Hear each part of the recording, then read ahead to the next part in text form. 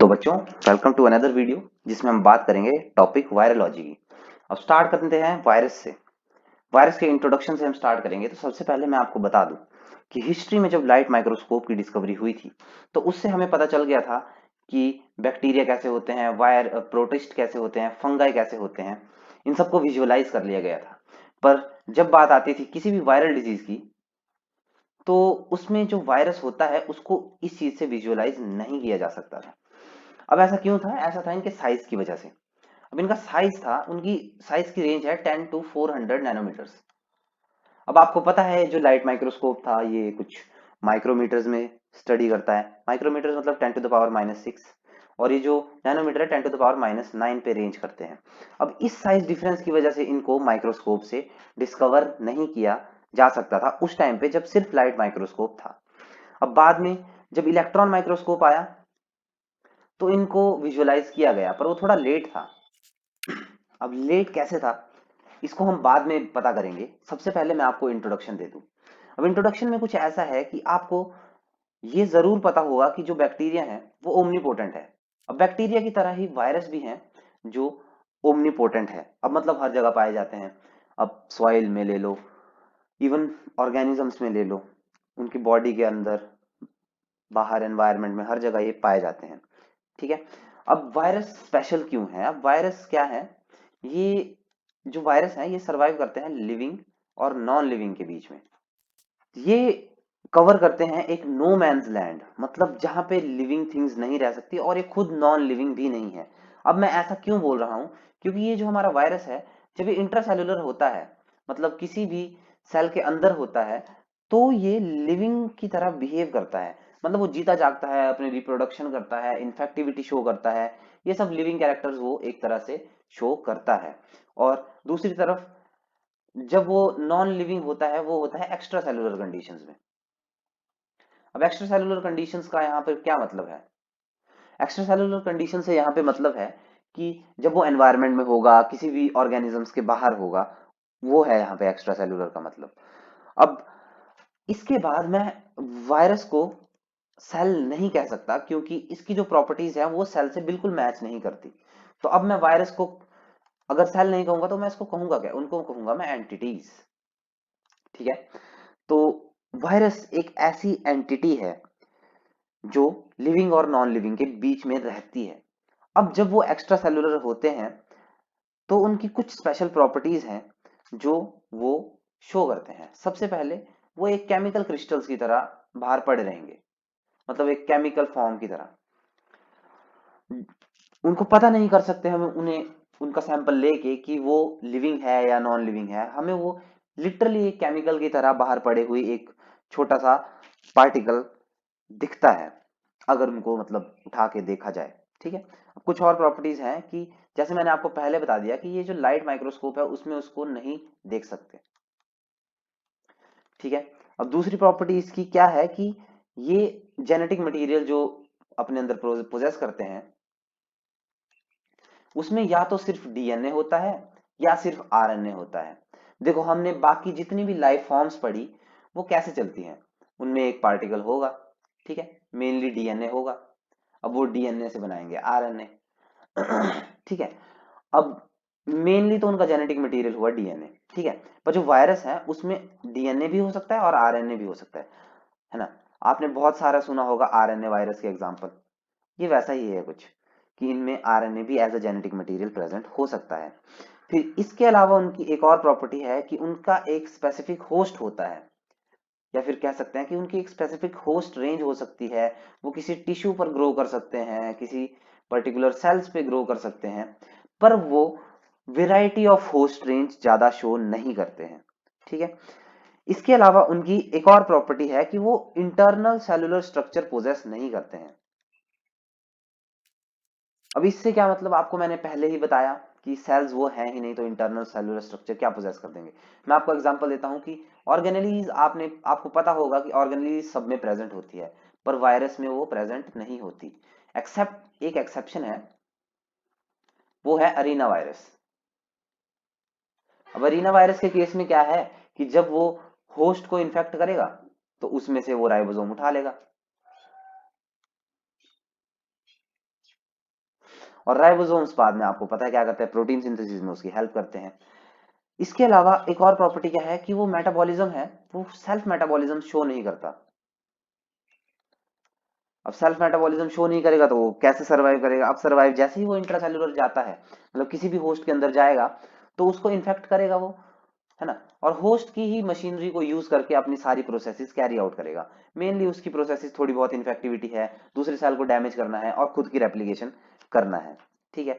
और इसके अलावा एक और चीज है कि जो उसका साइज है, उसकी साइज ग्रोथ नहीं होती। अब साइज ग्रोथ ना होने का मतलब क्या है कि इसका मतलब ये है कि आपको पता है, जैसे सपोज वायरस ने रेप्लिकेट किया, उसने डीएनए से अपना आरएनए बनाया, फिर आरएनए से उसने प्रोटीन बनाया। अब जो प्रोटीन है वो कैप्सिड होते हैं जो इनके, वो जाके डायरेक्टली उनके जेनेटिक मटेरियल से इंटीग्रेट कर देते हैं। इनकी साइज में एक्चुअल में कोई ग्रोथ शो नहीं होती। और इनकी सबसे खास बात कि ये रेप्लिकेट होंगे तो सिर्फ एक होस्ट के अंदर ही रेप्लिकेट होंगे। अब इसके अलावा एक और टर्म है जिसको आपको जानना बहुत जरूरी है, वो है विरियन। अब विरियन का यहाँ पे क्या मतलब है? विरियन का मतलब है whole viral particle. Whole viral particle जो कैरी करता है डीएनए आरएनए, मतलब उसका जेनेटिक मटेरियल, प्लस उसका प्रोटीन कोड। ये दो चीजें मैंडेटरी है एक वायरस पार्टिकल को एक विरियन कंसीडर करने के लिए, क्योंकि वायरस को विरियन हम तभी बोलेंगे जब वो अपने आप में कंप्लीट होगा। कुछ वायरस ऐसे भी हैं जो इनकम्प्लीट फॉर्म में रहते हैं, उसमें वो इन्फेक्टिविटी तो कॉज करते हैं पर वो रेप्लिकेट नहीं कर पाते। ये बहुत ही इंपॉर्टेंट पॉइंट है। अब वो वायरस कौन से हैं ये हम बाद में पढ़ेंगे, क्योंकि अभी हम इंट्रोडक्शन में ही चल रहे हैं, ठीक है। अब विरियन को अगर मैं विरियन भी बोलूंगा तो विरियन कभी भी सेल नहीं हो सकता, क्योंकि ये है तो वायरस ही। अब सेल कैसे कंसीडर करेंगे हम, ठीक है बच्चों। एक्चुअली अगर मैं आपको सच बात बताऊं तो वायरस के बारे में हमें बहुत सालों से पता था, लिटरली बहुत सालों से पता था, ठीक है। अब स्पेशल केस में पता क्या है, स्मॉल पॉक्स और पोलियो, ये दो कुछ ऐसे डिजीज हैं जिनका हमें एक्चुअल में 100 और या फिर उससे ज्यादा टाइम से पता हो सकता है, पर इसके बारे में हमें इंफॉर्मेशन नहीं थी। हमें ये नहीं पता था कि ये किस चीज की वजह से कॉज होता है या इसका कॉजेटिव ऑर्गेनिज्म कौन सा होता है ना। हमें ये भी बस हमें ये पता था कि ये पर्सन टू पर्सन स्प्रेड होता है। अब पर्सन टू पर्सन स्प्रेड होने का मतलब ये कम्युनिकेबल है। अब इन दोनों डिजीज के अलावा हम एक और साइंटिस्ट के बारे में जानते हैं जिनका नाम है लुईस पाश्चर। अब आपको पता है लुईस पाश्चर जिन्होंने काम किया था रेबीज के लिए, ठीक है। उन्होंने रेबीज के बारे में जो उन्होंने रेबीज की जो वैक्सीन बनाई थी, उन्होंने उस रेबीज को स्टडी करते हुए ये बताया था कि ये भी किसी एक माइक्रो ऑर्गेनिज्म से कॉज होता है जो है स्मॉलर देन बैक्टीरिया। अब बाद में जब डिस्कवरीज होती गई तो उससे हमें बैक्टीरिया के बारे में और भी इंफॉर्मेशन पता चली। अब उसमें जो मेन इंफॉर्मेशन थी उसमें क्या था? अब उसमें मेन इंफॉर्मेशन ये थी कि स्पेशल केस में जैसे मैं ले लूं एक फिल्टर, मैंने फिल्टर लिया, ठीक है। फिल्टर आपको पता है पोर है, जो हमारे पास स्मॉलेस्ट फिल्टर है वो 2 माइक्रोन पोर साइज का है, ठीक है। तो उसमें क्या है कि जब हम किसी भी लाइफ फॉर्म को उसमें से पास करते थे तो वो यहीं अटक जाती थी जाके। पर जब हम वायरस को पास करते थे तो वायरस का साइज इतना स्मॉल था कि वो इससे बिल्कुल पास हो जाता था। तो इसे हमें बाद में ये पता चला कि इसका साइज बहुत स्मॉल है, और लेटर इसमें और भी डिस्कवरीज हुई। अब इसके अलावा हम जानते थे कि जो जर्म थ्योरी है, अब जर्म थ्योरी ऑफ डिजीज में ऐसा था कि जो person to person communicable disease थे उसका कोई ना कोई एक पॉजिटिव एजेंट जरूर होता था। अब वो पॉजिटिव एजेंट कोई ना कोई माइक्रो ऑर्गेनिज्म होता था, बट उनमें से कुछ डिजीज ऐसे थे जो जिनके बारे में हमें पता नहीं था। इसकी कुछ वजह थी कि लाइट माइक्रोस्कोप का होना जो बड़ी फॉर्म ही देख सकता है। अब फिल्टर से पास होने के बाद भी उस टाइम लोग ये कंसीडर करते थे कि जब कोई किसी भी सॉल्यूशन को हम फिल्टर से पास करेंगे तो जो मेन माइक्रो ऑर्गेनिजम्स हैं वो फिल्टर में ही फंस के रह जाएंगे।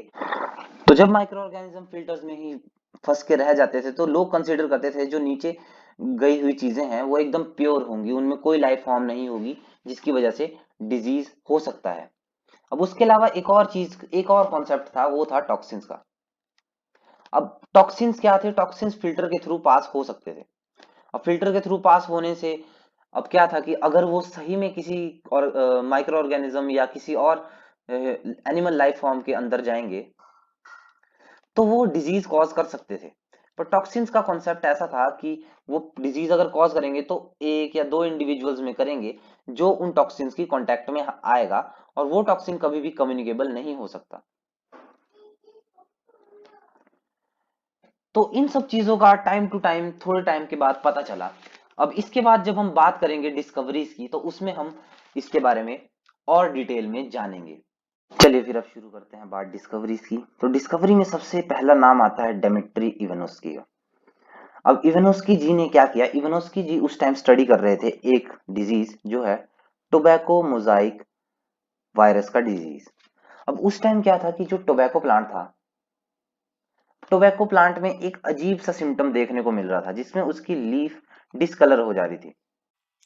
उनको लगा कि इसमें जरूर किसी ना किसी माइक्रो ऑर्गेनिजम्स का हाथ है। अब उसके लिए उन्होंने क्या किया? उस लीफ को लिया, उसको लिया, क्रश किया एक सॉल्यूशन में, ताकि उसके सब कंपोनेंट सेपरेट हो जाए। फिर उनको पास किया एक फिल्टर से। अब उन्होंने फिल्टर से पास करने के बाद ये एक्सपेक्ट किया था कि जो नीचे उनका फ्लूइड बचा है वो, उसमें कोई भी लाइफ फॉर्म नहीं होगी जो फर्दर प्लांट को इन्फेक्ट कर पाए। पर वो जब दूसरे प्लांट में उसको चेक किया गया कि वो इन्फेक्ट कर रही थी, तो उन्हें ये पता चला कि हाँ वो उनको इन्फेक्ट इन्फेक्ट कर रही थी, और उसमें डिजीज कॉज फिर से कर दे रही थी।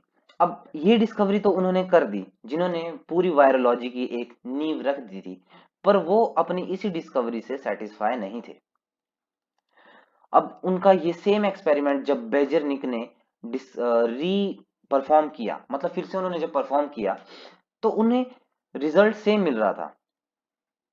अब इसको लेके वो खुद कन्विंस थे।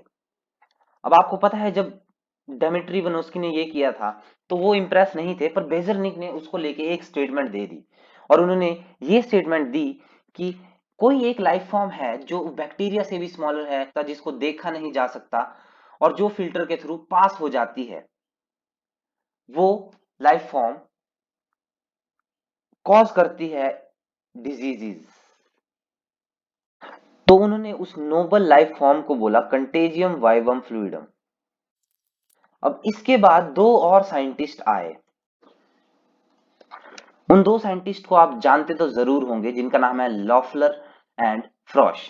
अब लॉफलर एंड फ्रॉश किस डिजीज पे काम कर रहे थे? वो एक डिजीज पे काम कर रहे थे जिसका नाम है फुट एंड माउथ डिजीज। अब फुट एंड माउथ डिजीज पे वो सेम कंक्लूजन पे आए थे बेजरनिक और इवानोस्की के जैसे। अब उनका कंक्लूजन ये था कि जो नोवल वायरस है, मतलब उस टाइम नोवल लाइफ फॉर्म है, वो पर्सन टू पर्सन स्प्रेड हो रही थी। अब पर्सन टू पर्सन सब स्प्रेड होने से उनको कुछ मिला तो था नहीं, पर जब उन्होंने ये चेक किया कि ये ग्रेट डाइल्यूशन के साथ भी पर्सन टू पर्सन स्प्रेड हो रही थी, तो उनको ये कंक्लूजन मिला कि ये जो ये लाइफ फॉर्म है ये जरूर कोई रिप्रोड्यूसिंग लाइफ फॉर्म है, जिन्होंने ये प्रूव कर दिया कि एटलीस्ट ये बैक्टीरियल टॉक्सिन तो नहीं है। अब इसके बाद कुछ और साइंटिस्ट आए जिनके बारे में भी आपको पता चलेगा। लॉफलर एंड फ्रॉस्ट के बाद एलरमैन और बैंक की बारी आई, जिन्होंने self retransmission of chicken leukaemia के बारे में बताया। अब इसके बाद आते हैं पिक्चर में रॉस, जिन्होंने 1911 में ये बताया कि जो चिकन ट्यूमर है वो सेल्फ फ्री फिल्टर से पास हो के भी दूसरे ऑर्गेनिज्म में ट्यूमर कॉज कर रहा है। अब इस चीज से हमें एक बहुत ही इंपॉर्टेंट बात पता चली कि वायरस जो है वो कॉज कर सकते हैं कैंसर भी। ये बहुत इंपॉर्टेंट बात है। कार्सिनोजेनिक वायरसेस की बात यहां से स्टार्ट हुई थी। इसके बाद पिक्चर में आते हैं टोर्क। अब टोर्ट जी ने क्या किया? टोर्ट जी ने बताया बैक्टीरियोफेज के बारे में। इनकी डिस्कवरी बहुत इंपॉर्टेंट है। अब इन्होंने क्या किया था? इन्होंने ट्राई की थी कि ये वायरस को ग्रो करे। अब उन्होंने जब वायरस को ग्रो करने की कोशिश की तो उनसे वो ग्रो नहीं हो रहा था। एक दिन क्या हुआ कि उनकी जो प्लेट में कंटेमिनेशन आई थी वो कंटेमिनेशन थी माइक्रोकोकाई की। अब माइक्रोकोकाई की कंटेमिनेशन जब आई थी तब वो थोड़े स्ट्रेस में थे कि ये डिस्कवरी तो कुछ जा नहीं रही अच्छी। तो अब उन्होंने कुछ चीजें उसमें ऑब्जर्व की, उस उन्होंने क्लियर ग्लासी एरिया ऑब्जर्व किया। अब इस क्लियर ग्लासी एरिया को ऑब्जर्व करने के बाद जब उन्होंने उसमें से वो क्लियर ग्लासी एरिया में से सैंपल उठाया और उसको उन्होंने री इनोकुलेट किया किसी और मीडिया पे, तो उन्हें ये पता चला कि जो माइक्रोकोकाई की स्पीशीज थी वो यहाँ ग्रो नहीं हो रही थी। और जब इस सेम सैंपल को हम ऑलरेडी एग्जिस्टिंग प्लेट पे जिस पे माइक्रोकोकाई की स्पीशीज एग्जिस्ट कर रही थी उस पे जब डाल रहे थे तो वो प्लाक फॉर्मेशन फिर से हो जा रही थी। तो इसका मतलब ये था कि जिस एरिया में ये प्लाक फॉर्मेशन हो रही थी उस एरिया में वो जो माइक्रो ऑर्गेनिज्म है वो मर जा रहे थे। अब उनके मरने की वजह से वो किस कंक्लूजन पे आए कि देयर आर सम वायरसेस जो बैक्टीरिया को इन्फेक्ट करते हैं। अब इसके बाद आए डी हेरिले। अब डी हेरिले ने एक सिमिलर फिनोमिना ऑब्जर्व किया था जो टॉर्ट ने ऑब्जर्व किया था। अब उन्होंने जो फिनोमिना ऑब्जर्व किया वो उन्होंने किया था in the case of dysentery bacilli. अब उन्होंने जब डायसेंट्री बेसिलाई को कॉलोनी बनाई थी, जब डायसेंट्री बेसिलाई की, तो उस कॉलोनी में उन्होंने सेम क्लियरिंग ऑब्जर्व की। तो अब इसका पता लगाने के लिए उन्होंने फर्दर टेस्ट किए। तो उन्होंने क्या किया, एक ब्रॉथ में ये कॉलोनी ग्रो कर ली। अब ब्रॉथ में कॉलोनी ग्रो कर लिया और दूसरी तरफ उन्होंने क्या किया, फिशिस जो थे उसका इमल्शन बनाया। फिशिस का इमल्शन उन्होंने फिल्टर से पास किया। फिर जो बचा इमल्शन था उन्होंने जब उसको उसके साथ मिक्स किया तो उन्हें पता चला कि ये जो बैक्टीरियल लाइसिस है, ये फिनोमिना बैक्टीरियल लाइसिस का उन्हें इस ब्रॉथ में मिला। तो अब इन्होंने ये भी सेम कंक्लूजन पे आए कि जो इसमें ऑर्गेनिज्म है वो बैक्टीरियल वायरस है, जिनका उन्होंने नाम बैक्टीरियोफेज दे दिया, जिसको वो कभी कभी फेज बैक्टीरिया भी या फेज भी बोल देते थे। फेज बैक्टीरिया नहीं, फेज।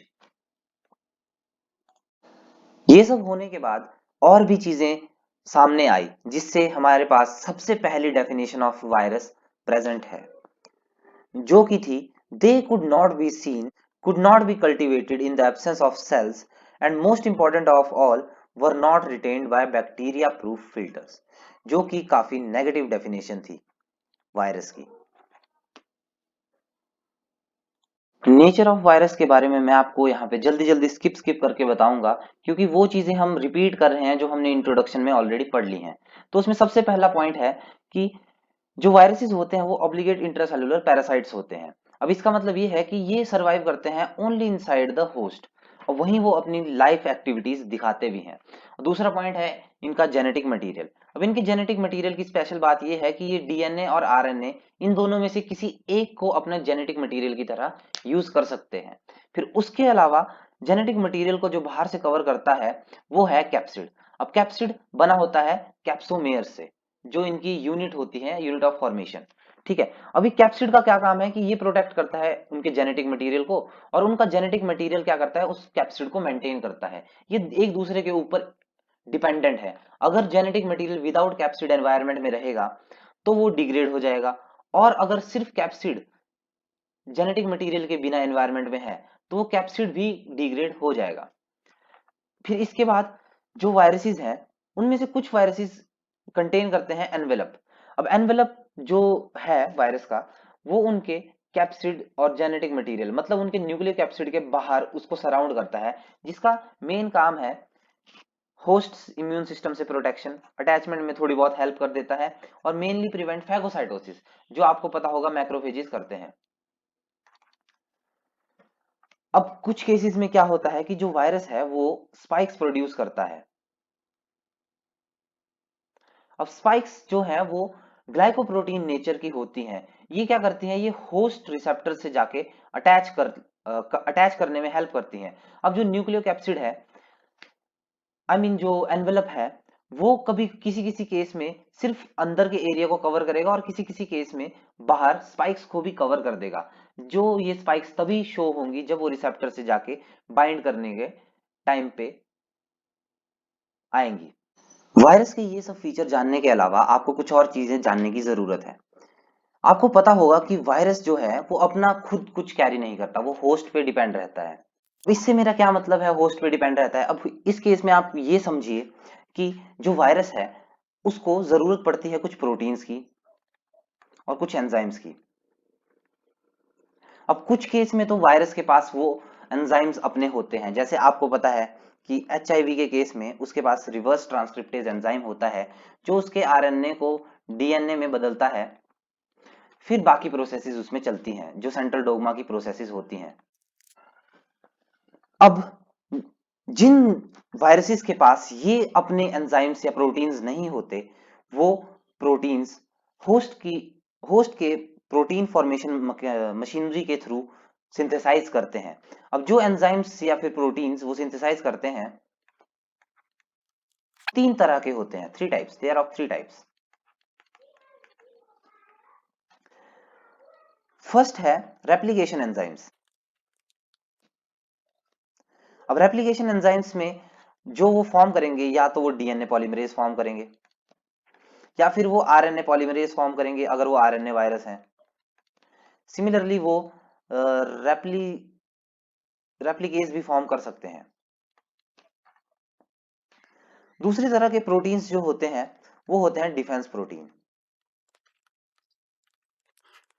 अब वो डिफेंस प्रोटीन्स में कुछ ऐसे प्रोटीन्स फॉर्म करते हैं जो वायरस को डिफेंड करता है अगेंस्ट होस्ट इम्यून सिस्टम। और जो थर्ड तरह के प्रोटीन्स जो हमारे पास हैं वो है असेंबली प्रोटीन्स। अब आपने एक तरह के प्रोटीन्स के बारे में सुना होगा जिनको हम बोलते हैं स्कैफोल्ड्स प्रोटीन। इसी तरह के प्रोटीन्स को वायरस सिंथेसाइज करता है जो हेल्प करते हैं असेंबली में। अब आप पूछेंगे किस चीज की असेंबली। अब वायरस में क्या होता है कि वायरस जब कोडिंग करता है तो वो जेनेटिक मटेरियल अलग बनाता है और वो प्रोटीन पार्ट अलग बनाता है जिसको हम कैप्सिड भी कहते हैं। अब जब वो अलग बनाएगा तो कुछ केसेस में क्या होता है कि उसकी असेंबली ऑटोमेटिक हो जाती है। बट कुछ केसेस में क्या होता है कि उसकी असेंबली के लिए कुछ स्पेसिफिक तरह के प्रोटीन्स चाहिए जो हेल्प करते हैं उसकी प्योर असेंबली में, जैसे कि स्कैफोल्ड प्रोटीन्स जिसका मैंने एग्जांपल अभी दिया। कुछ और तरह के प्रोटीन्स भी इसमें इन्वॉल्व हो सकते हैं। अब इसके अलावा हम बात करेंगे यहाँ पे ओरिजिन की। अब ओरिजिन में क्या है, ओरिजिन में हम ये पता करते हैं कि जो सोर्स है जहां से ये वायरसेस फॉर्म हुए हैं वो किस सोर्स से फॉर्म हुए हैं।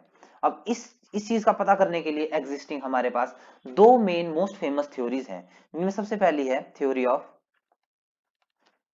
डीजेनरेसी और दूसरी जो हमारे पास थ्योरी है वो है थ्योरी ऑफ एस्केप। इसमें हम सबसे पहले बात करेंगे डीजेनरेसी की और दूसरी हम बात करेंगे थ्योरी ऑफ एस्केप की। अब थ्योरी ऑफ डीजेनरेसी को जब हम एक्सप्लेन करते हैं तो उसका हम एक एग्जांपल लेते हैं। अब मेरी ड्राइंग उतनी अच्छी तो है नहीं, बस आप अंडरस्टैंड कर लीजिए। देखिए, अब आपको पता होगा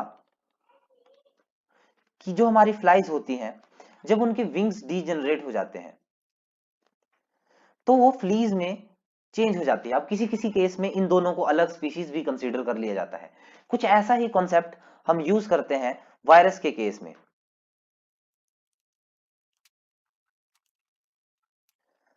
वायरस के केस में हम क्या कंसीडर करते हैं कि वायरस का ओरिजिन या तो प्रोकैरियोट से या फिर यूकैरियोट से हुआ होगा जिन्होंने अपने कुछ फीचर शेड कर दिए। अब शेड से मेरा मतलब है कुछ फीचर्स अपने छोड़ दिए या फिर उसको लॉस कर दिया, है ना, जिससे फॉर्म हो गए वायरस।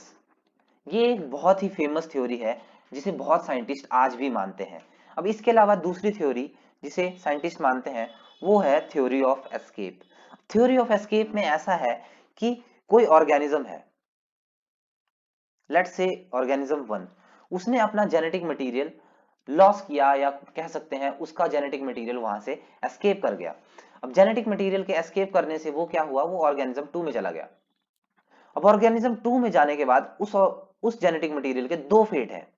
या तो वो वहां सरवाइव कर सकता है या फिर वो डीजनरेट हो जाएगा। अब डीजनरेट के केस में तो आगे का कुछ फेट है नहीं, मतलब वो वहां पे मर चुका है, कोई इंफॉर्मेशन नहीं है उसके पास। बट अगर वो सरवाइव कर गया तो वो उस ऑर्गेनिज्म 2 को ट्रांसफॉर्म कर सकता है ऑर्गेनिज्म 3 में। अब ये जो ऑर्गेनिज्म 3 है, ये आप कह सकते हैं इक्विवेलेंट है वायरस के, और यही है ओरिजिन वायरस का।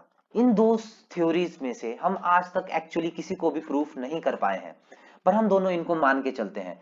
अगर हम वायरस को उसके जेनेटिक मटेरियल से बैक ट्रेस भी करेंगे, तब भी हम उसके ओरिजिन का पता नहीं कर सकते, क्योंकि वो हमें इंफॉर्मेशन दे देगा उसके एंसेस्टर्स के बारे में, पर हमें ये नहीं पता चलेगा कि वो एंसेस्टर जो है वो फॉर्म किससे हुए। क्या वो थ्योरी ऑफ एस्केप के कॉन्सेप्ट से हुए हैं या थ्योरी ऑफ डीजनरेसी के कॉन्सेप्ट से हुए हैं। यही था मेन इंट्रोडक्शन वायरोलॉजी का। इसी के साथ मैं आपसे विदा लेना चाहूंगा। Thank you very much.